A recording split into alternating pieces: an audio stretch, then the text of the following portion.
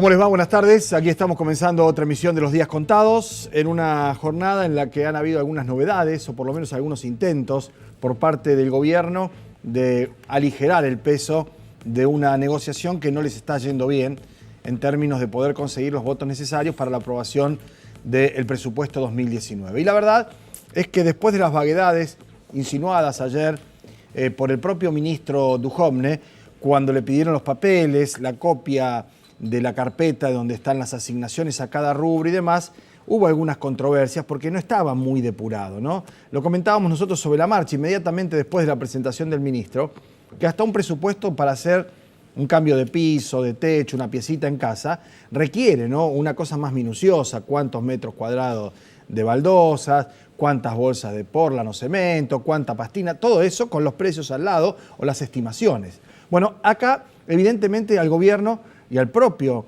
Duhovne le cuesta establecerlo en esos términos porque francamente le han errado, y por tanto que calculo yo que habrá algún grado, no sé si de autocrítica, pero mínimamente de pudor para poder presentar el mismo hombre que hace un año atrás presentaba, flanqueado por las mismas personas y en el mismo lugar, el presupuesto del 2018, el presupuesto del 2019. Yo los invito, porque esto es importante, ¿no?, a pensar y a compartir ahora el tape de esa presentación del año 2018. ¿Sabe por qué?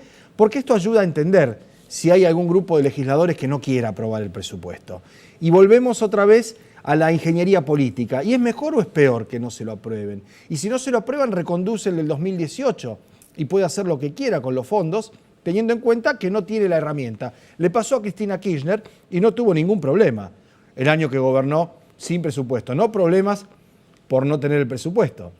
También la posibilidad de victimizarse y decirle al peronismo: ustedes son los obstruccionistas, son los que ponen el palo en la rueda. El peronismo no quiere eso. Entonces hay algunos sectores cercanos a la expresidenta, comandados por Agustín Rossi en la Cámara, donde está la opinión de Axel Kicillof como un aporte realmente importante, que están pensando si no es mejor dar quórum, escuchar, dejar que el gobierno prometa, diga, anuncie, calcule proyecto y después a la hora de votar abstenerse porque es responsabilidad del gobierno. Y entonces ahí tendría el presupuesto. ¿Qué es lo que le pide el Fondo Monetario Internacional? Es el papel, es la firma, es la inscripción. Pero claro, hay otros que no. Hay otros que creen que no se le puede dar otra vez, no ya un cheque en blanco, pero siquiera una chance de acompañar eso porque los pone en alguna situación incómoda, no digo de complicidad, pero sí de acompañamiento. Hay algunos sectores del peronismo, en sus diferentes variantes, que no están incómodos por esa situación. Es más, que esperan ser una alternativa menos cruel de un programa económico que es el mismo que impone el Fondo Monetario Internacional para cualquiera que sea el sucesor de Mauricio Macri en la Casa Rosada. Frente a esto, y ayer habiendo visto los números que esbozaba Duhovne acerca de cuánto va a estar el dólar, 40,10 daba Duhovne el dólar para el año 2019 y el dólar está ahora a 40,50, o sea que tendría que bajar, en algo que en la Argentina es impensable, y mantenerse así durante 360 días, el año electoral, por otra parte. También pensaba en una suerte de déficit cero. Digo suerte porque no se lo creen. Yo le decía ayer que si venía la mano abajo era porque estaba cruzando los deditos. Quiero decir, ya estamos en un territorio de incredulidad prácticamente absoluta, o en todo caso, de aceptar que cualquier cosa puede pasar. Pero, insisto, es importante, después de haber escuchado y leído lo que Duhovne propone para este año, 2019, para el año que viene, para el presupuesto del 2019, con una inflación del 23%, o sea, la mitad que la que vamos a tener este año. La inflación para todo el año que viene es la que tenemos desde hace 3 meses. Se juntó en 3 meses eso, después de las corridas del dólar.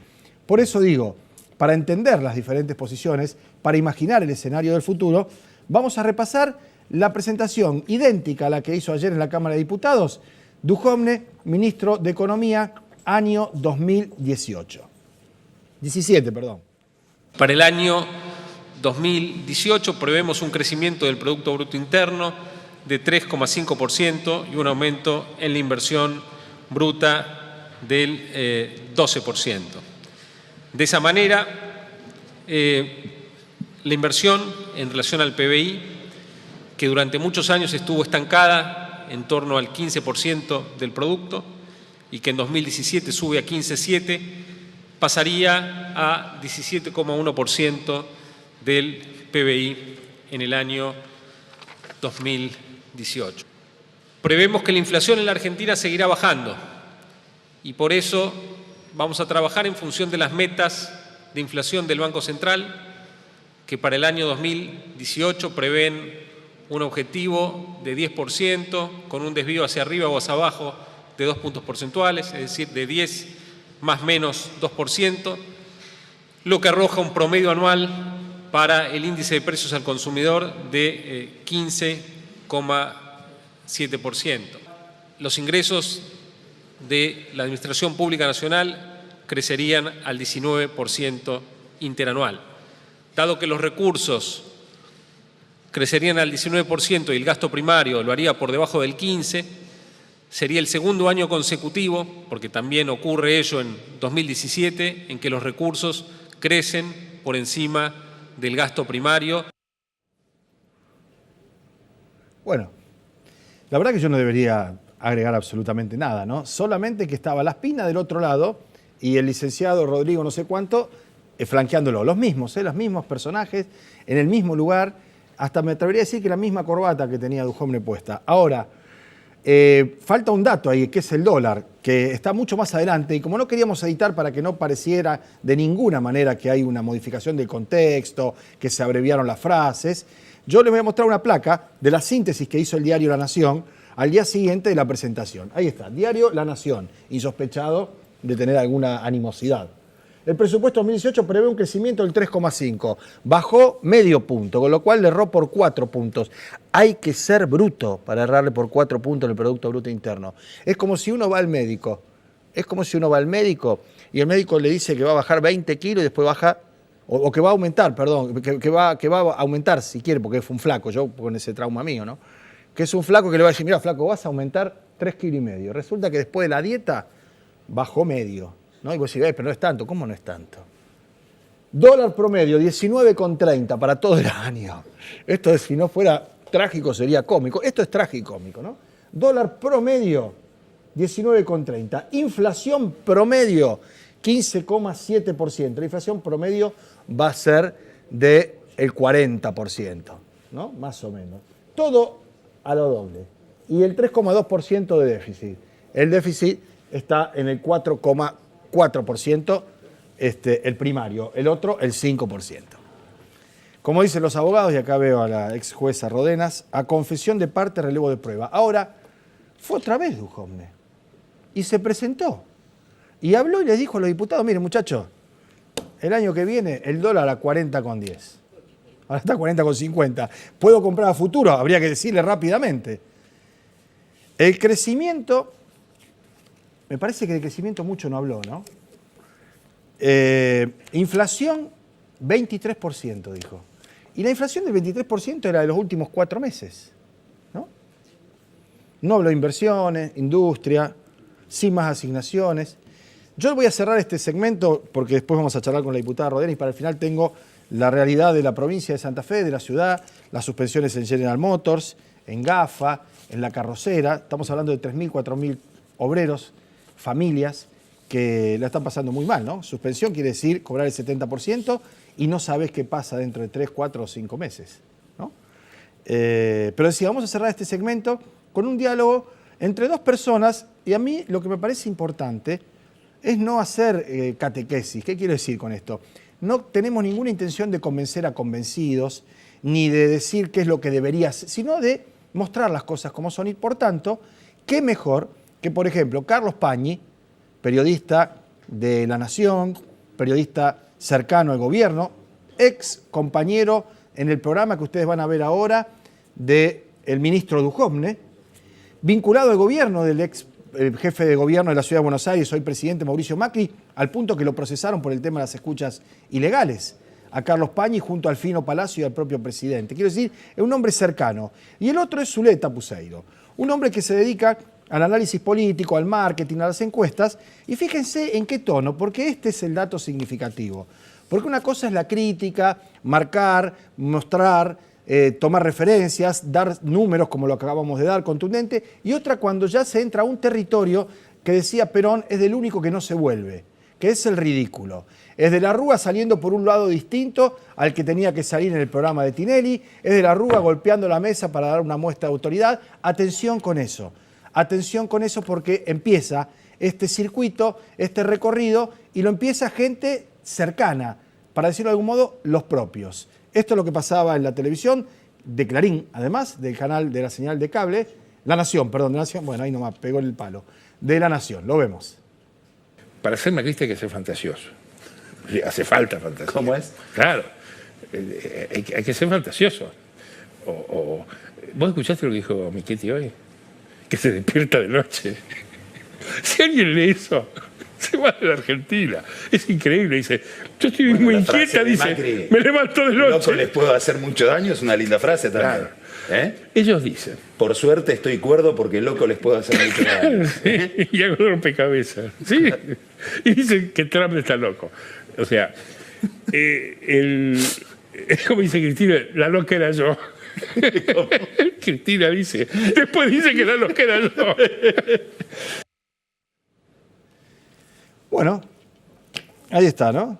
A los panzazos. Bueno, vamos a hacer una pausa. Cuando volvamos estará con nosotros la diputada Alejandra Rodenas, que tendrá que tratar el presupuesto, que además veremos en qué ha quedado esta historia de la sesión que se iba a convocar, porque ahora el gobierno ha retrocedido en lo del fondo sojero, ¿no? 4.000 millones creo que es lo que ha reestructurado. Ahora, esto es como si vos vas al médico y estás bien, ¿no? Y movés las manos y los dedos irriga bien, podés tocar el piano. El médico te revisa y te dice, mira, te vamos a cortar a la altura de la muñeca.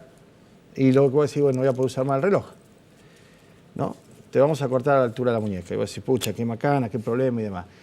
Te llama a los 3 o 4 días, después de que vos estuviste angustiado, preocupado y demás, y dice, mira, la verdad que arreglamos el asunto, te vamos a cortar 3 dedos nada más. Y uno sale, supongo yo, contento, diciendo, conservé la muñeca y un par de dedos, ¿no? Lo quiere hacer más dramático, a la altura del hombro y de la muñeca. Quiero decir, esto es lo que está pasando. El gobierno tira, y en el momento que ve que si tira se rompe, cede. Y entonces el fondo sojero, ya para Santa Fe van a ser 600, 700 millones menos todavía. Bueno, entonces, esto es lo que hay que conversar, ¿no? Esto es lo que tienen que definir los diputados. Más allá de la foto que hubo con los gobernadores, que decíamos fue una foto con los gobernadores no tratan el presupuesto. Estaban viendo las finanzas de la provincia. Y además se da una paradoja, y lo venimos diciendo ya reiteradas veces, y parece que a alguien en la Casa Gris le ha molestado esto, pero es la verdad. Molesta porque es la verdad. El socialismo hace 10 años que gobierna la provincia, va a cumplir 12, y no tiene un solo diputado ni un solo senador en el Congreso de la Nación. Esto es así. En esta puede decir, yo miro, pero lo ideal sería que hubiera algunos representantes. Bueno, los diputados de las distintas provincias no le responden todos a los gobernadores, ni siquiera los del mismo partido que ejerce la gobernación un compañero suyo. Con lo cual hay que ver cómo se cuentan, ¿no?, los votos, que siempre es de a uno, y si llega o no, y si hay voluntad de que se apruebe. Decíamos que en algunos sectores donde se pensaba que rechazarlo, cercano al kirchnerismo, la propia expresidenta tenía esta idea, ponerlos otra vez como obstruccionistas y rechazarlo es reconducir el del año pasado, con lo cual pueden efectivamente tener un manejo discrecional. Por ahí algunos piensan en entrar, dar quórum y abstenerse, que es responsabilidad del gobierno que vote su presupuesto. La pausa y tenemos 15 minutos para hablar con la doctora Rodenas.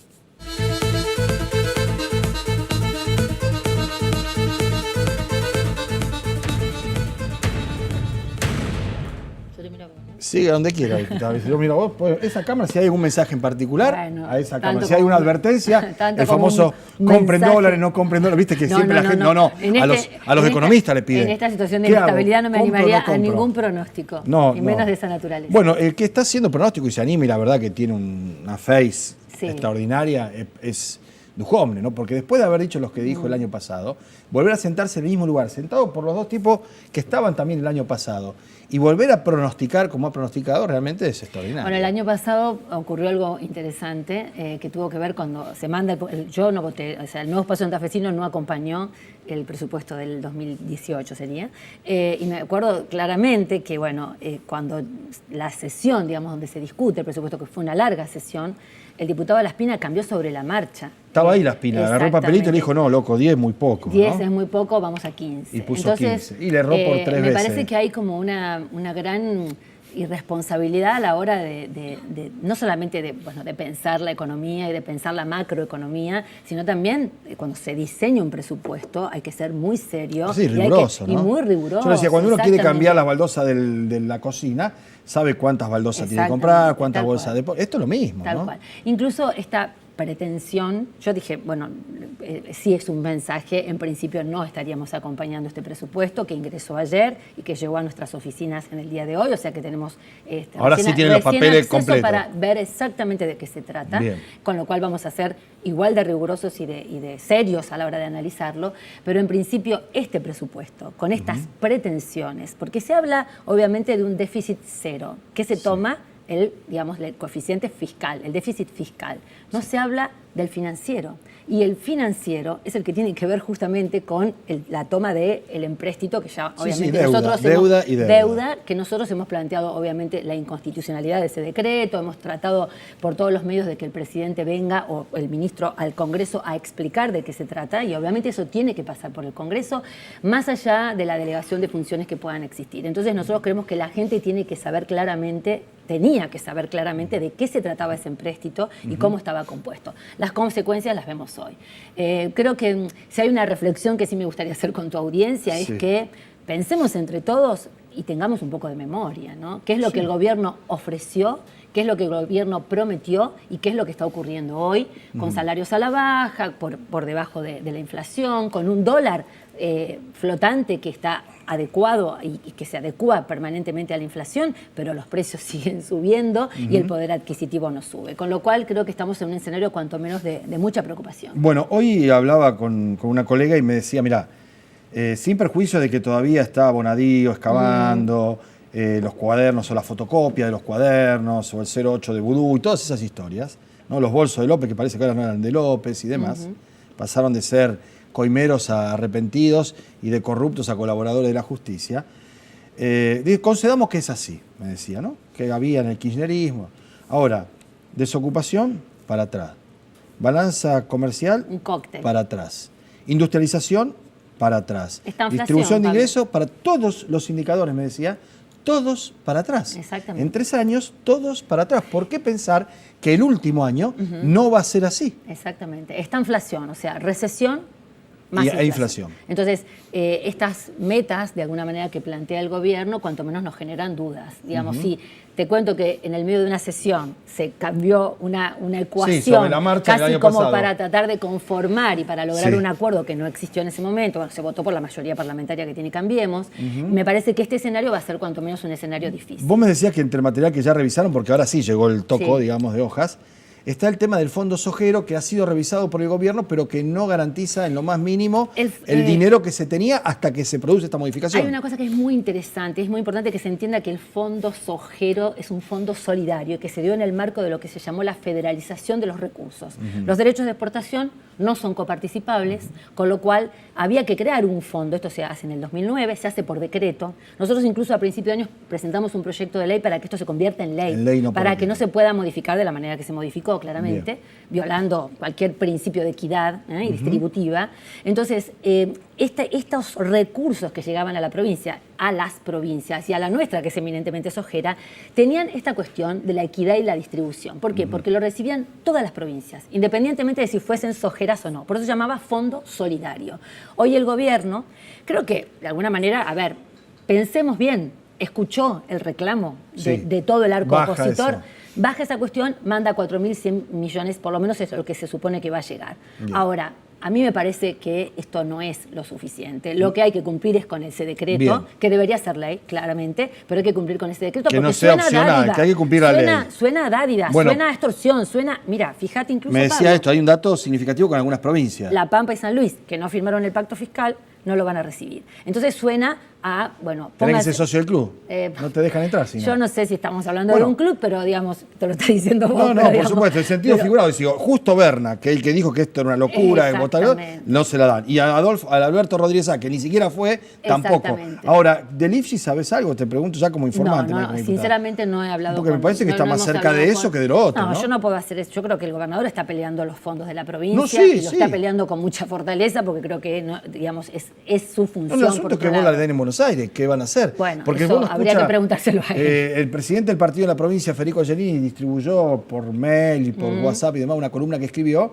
en la que dice que desde hace 2 años el gobierno de Mauricio Macri no está discriminando a Santa Fe como lo hacía el kirchnerismo. En realidad, ¿cómo no? lo que está pasando es que se está cumpliendo un fallo de la Corte que no le podían retener la plata de la coparticipación. Es decir, no es una cosa graciosa ni buena. Exactamente. Ahora, en cuanto a discriminación, depende cómo se lo mire, qué le dan y qué no le dan a Santa Fe de acuerdo a la proporción de los aportes. El Fondo Sojero, creo que el principal contribuyente para generar esa masa de dinero... Buenos Aires, y Córdoba y Santa Fe. Santa Fe. Y en esto, a ver, para que la gente también lo entienda, este fondo solidario iba, el fondo Sojero, iba a obras de infraestructura, vial, educativa, de salud, con lo cual, fíjate, los municipios y las comunas que tenían obras en ejecución las tuvieron que paralizar. ¿sí? Y las que estaban programadas directamente no se van a hacer. Hay que ver si realmente con este dinero que llega se alivia de alguna manera, de algún modo la situación. Yo que recorro la provincia, como tantos legisladores que tenemos la obligación de recorrer la provincia, te puedo decir que lo que hay es una situación de desesperanza y de angustia tan grande en los gestores territoriales porque hoy algunos no llegan a pagar los sueldos. Están repartiendo bolsos de comida,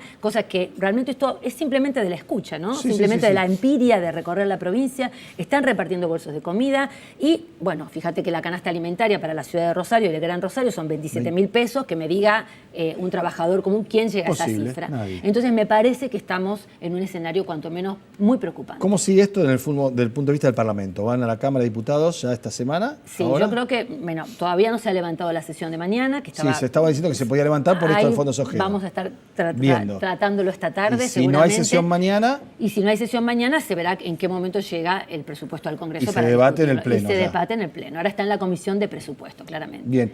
¿Es probable que haya una posición formal antes de ingresar al debate del Pleno de los distintos Sí, bloques? es muy probable que, bueno, hemos tenido un muy buen diálogo nosotros entre todos los bloques opositores. Ajá. En mi caso particular, con el Frente para la Victoria, con el Movimiento Evita, con la gente de San Luis, hemos tenido un diálogo muy fluido en todos estos meses del año, en todas las cuestiones, cuando fue reforma previsional, cuando tuvimos que discutir el tema tarifas. Vos fíjate, Pablo, qué distinto sería el escenario si el presidente no hubiese vetado El tema de tarifas, por supuesto. que tampoco era un periodo de congelamiento de No, no, tarifas. no, sino que era una limitarlo. adaptación al índice de precios y a Está la actualización salarial. O sea, era un régimen equitativo, que obviamente el presidente volvió a elegir un Sí, sí, masazo. imponer, por Exactamente. supuesto. De la misma manera que la eliminación del Fondo Sojero, yo digo, es una estocada al corazón de las economías regionales, el tema tarifa se trasladó a las familias, a los pequeños y medianos productores y pequeñas y medianas empresas, que como decías vos y te estaba escuchando con mucha atención, hoy ya los despidos Sí, sí, superan las suspensiones las y los cifras despidos. Sí, que sí. preveíamos a principio de Tremendo. año. Bueno, muchas gracias por venir. No, gracias a ustedes. Hasta la próxima. Hasta la próxima. Nos vamos a la pausa y venimos en un minuto nada más. Tenemos el tramo final del programa. Ya venimos.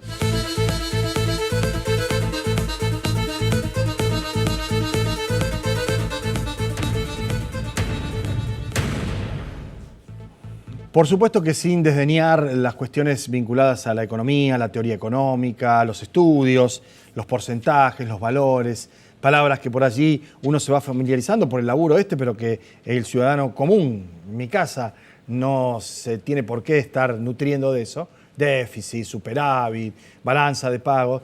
Esto es lo que define. Esto que vamos a ver ahora, que es un cuadro breve, conciso, de las suspensiones en la provincia de Santa Fe, en la zona cercana a la ciudad de Rosario, como consecuencia de todas estas variables que hemos estado analizando, mencionando y diciendo, ¿no? Ahí lo tienen. Suspensiones y licencia del personal. General Motors en Alvear, 1.463 hasta finales de enero. Electrolux, era gafa esto, los freezers, ¿se acuerdan? Rosario, todo su personal. 1.000, dice allí, ¿no? Hasta octubre. La Helvética, en Cañada de Gómez, 90 trabajadores hasta fin de año. Esto es lo que hace que ceda cualquier tipo de especulación, cálculo, apronte, teoría económica. A estas familias, porque en la General Motors van a ser más de 2.000, porque está todo lo que es alrededor satelital. A la que está en Cañada de Gómez va a afectar el funcionamiento de toda Cañada de Gómez.